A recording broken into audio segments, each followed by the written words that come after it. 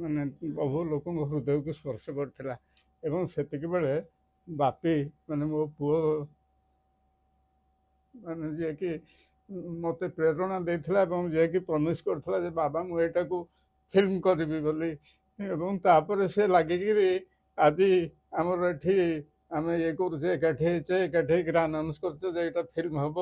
ଏବଂ ସେ ଫିଲ୍ମର ଦାୟିତ୍ୱ ସେ ନେଲା, ବାପି ସବୁ କରିବ ଏବଂ ସେ ନିର୍ଦ୍ଦେଶକ ରହିବ। ସିଏ ତାର ବାପି ଯେ ଭେରି ଗୁଡ୍ କ୍ୟାମେରାମ୍ୟାନ୍, ସେ ଏକ୍ସେଲେଣ୍ଟ କ୍ୟାମେରାମ୍ୟାନ୍।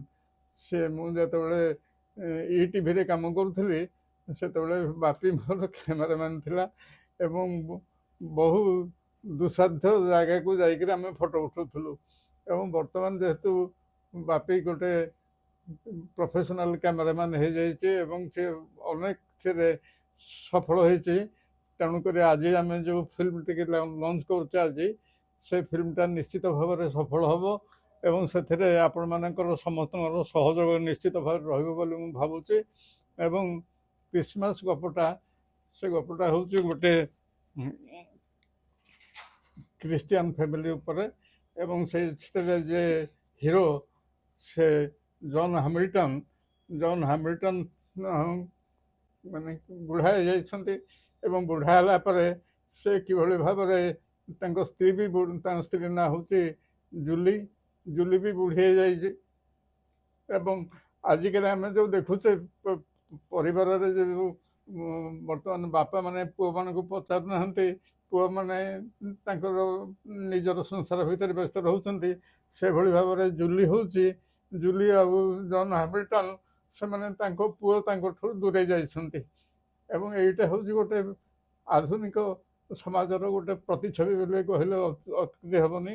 ଏବଂ ତାରି ଉପରେ ହେଉଛି ଏ ଯେଉଁ କାହାଣୀଟି ଏବଂ ସେଇ କାହାଣୀଟି ଆପଣମାନେ ନିଶ୍ଚିତ ଭାବରେ ଦେଖିଲେ ସହଯୋଗ କରିବେ। ଏବଂ ସେ ଯେଉଁ ଯେତେବେଳେ ଜନ୍ ହାମିଲ୍ଟନ୍ ବୁଢ଼ା ହେଇଯାଇଛନ୍ତି ଏବଂ ସିଏ ତାଙ୍କ ସ୍ତ୍ରୀ ମାନେ ଏକଦା ସେ ଯେତେବେଳେ ବହୁତ ୟଙ୍ଗ ଥିଲେ ଏବଂ ତାଙ୍କ ସ୍ତ୍ରୀ ବହୁତ ୟଙ୍ଗ ଥିଲେ ଏବଂ ସେ ବହୁତ ଫାଇନାନ୍ସିଆଲି ବହୁତ ରିଚ୍ ଥିଲେ, ସେତେବେଳେ ତାଙ୍କ ଘରେ କ୍ରିସମାସ ଟ୍ରି ତିଆରି ହୁଏ ଏବଂ ତାଙ୍କ ଘରେ ବହୁ ଲୋକ ଆସିକରି ଭୋଜି ଭାତ ଖାଆନ୍ତି।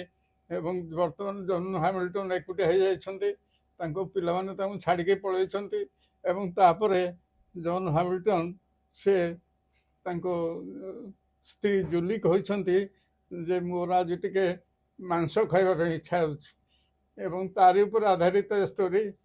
ସେଇ ଷ୍ଟୋରିଟି ମୁଁ ଭାବୁଛି ଯେ ସମସ୍ତଙ୍କ ମନକୁ ଛୁଇଁବ ଏବଂ ଏଇ ଷ୍ଟୋରିଟିକି ଦେଖିକି ପଢ଼ିକିରି ମୋର କେତେ ଜଣ ସାଙ୍ଗ ମୋତେ ଗାଳି ଦେଇଥିଲେ, କହିଲେ ତୁ ଏମିତି ଷ୍ଟୋରି ଲେଖୁଛୁ ଯେଉଁଟାକି ଆଖିରେ ଲୁହ ଝରେଇ ଦେଉଛି, ଆମେ ଏଣ୍ଟରଟେନ୍ କରିବା ପାଇଁ ଷ୍ଟୋରି ପଢ଼େଇବୁ ନା, ତୋ ଷ୍ଟୋରି ପଢ଼ିକିରି ତୋତେ ଗାଳି ଦେବୁ, ଏଭଳି ଭାବରେ ବି ରିଆକ୍ସନ୍ ମୁଁ ପାଇଛି।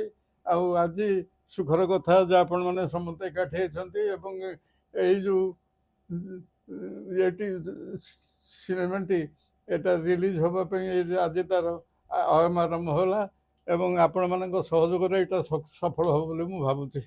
ଧନ୍ୟବାଦ।